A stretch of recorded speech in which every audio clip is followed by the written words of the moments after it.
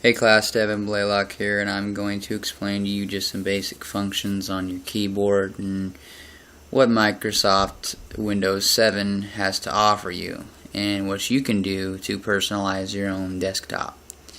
Now I'm just going to show you just the basic keyboard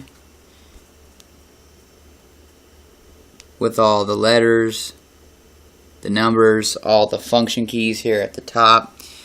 Now some people may get a little overwhelmed with all these keys. I definitely understand it can be kind of weird. You know, you press a button, all of a sudden a screen pops up, and when I was first starting out I had the same problem. But what I did personally was go through these buttons and try them out and see what they do, if they can help me or if they can make things worse. Now what we can do is we can go through these buttons together. Okay, now if you notice in the top left corner there's the escape, and then it goes from F1 all the way to F12.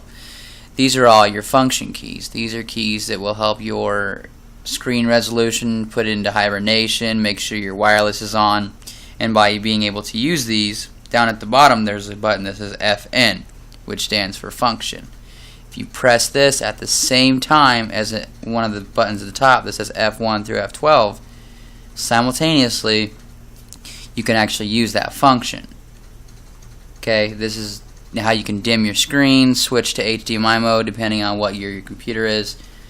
These are all great keys you need to learn. Now, one that I'm going to teach you how to go through different windows on your computer is Alt-Tab. If you hold down the Alt button and press Tab, you can go through each screen that you have currently up on your desktop. Now, Windows 7 is a little bit different than Windows XP. I mean, it does have a couple more features. It's, you know, upgraded, and the operating system itself is supposed to be smoother and more capabilities to be able to use. Now what I did is, if you actually go to your start menu and you can go to your help, the help menu will be a tremendous guide on how to use the Windows 7, or you can just go to the control panel and try to do it yourself. To be honest with you, it's pretty self-explanatory. I mean, make sure you read each one of the titles: personalization, network connections, internet options. These are all things that you definitely need to know. Now, the way you find all this is when you go down to the left corner there, you can see your start menu. In Windows 7, it actually is a circle with 4 window designs in it: red, blue, yellow, and green. Now, by pressing that once, it'll bring up your Windows options. On the left side there, you'll see all the windows that you have opened previously, and then on the right side you'll see all your basic commands: your documents, pictures, music files, control panel, the help button, devices, and printers. These are all things that you should be fully aware of when using Windows 7 operating system. Now, I personally like to use the help and support key. It's great. If you click on that, you can type in anything you really want, and it'll actually bring you to this window right here. This is how to get started, learn basic, things about this Windows operating system. It's great. It's a good tool to use, especially if you're just starting out. Now, we're going to minimize that, okay? But we're going to go right back into the start menu again, and we're going to go to the control panel, and this is what I'll show you what it looks like, okay? You have your system and security, you have your network and internet, your hardware and sound. You have your programs, user accounts. User accounts are if you are the main administrator, or if you want to create another account, say for your kids or something. And you can actually limit to what access they actually have on the computer. You can make sure that they can't access, certain things on the internet, or you can do that from your wireless devices, which I can show you guys later. Now, the ease of access window also has a tutorial guide that can show you how to use Windows and basic functions in the Windows, which is a great tool also to use besides the help and support. Now, there's also the clock, the type of language you want the computer to show, how the writing and everything in it, and then there's the region. You can also show what part of the state you're in, or even country.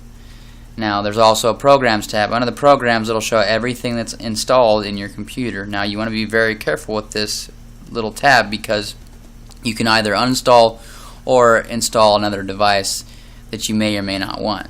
But like I said, everything is pretty self-explanatory, and if you have extra questions, you should go to that basic Windows help screen and say, you know, specific questions that'll help you in this as well. Now, another thing I like to do, because it kind of beats the fact that you have to sit there and read the manual. Nobody wants to do that. I mean, sure, it's great, and you know that there's a reason they make these manuals, but try to do it yourself. Go into Control Panel. Go learn what these basic functions mean on your keyboard. Try to, you know, use these function keys, learn how they work.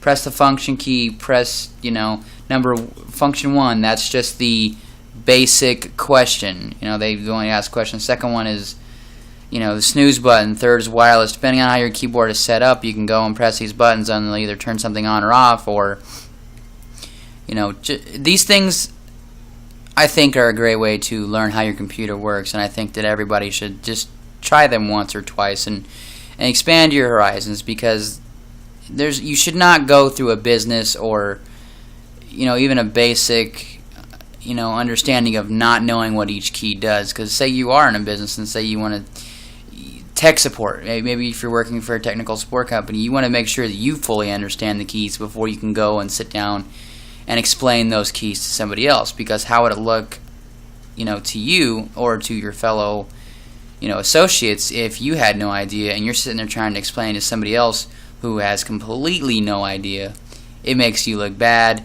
It makes, you know, your company look bad, and you don't want to do that. I think businesses should go through some seminars for some people to help them understand, you know, what the operating system does a little better, especially if you're in a technical support environment, or if you're just a consultant. There's something simple, but you know, you end up pressing a button one day and boom, all your files are gone. So if you have any more questions, you know where to find me. Signing out.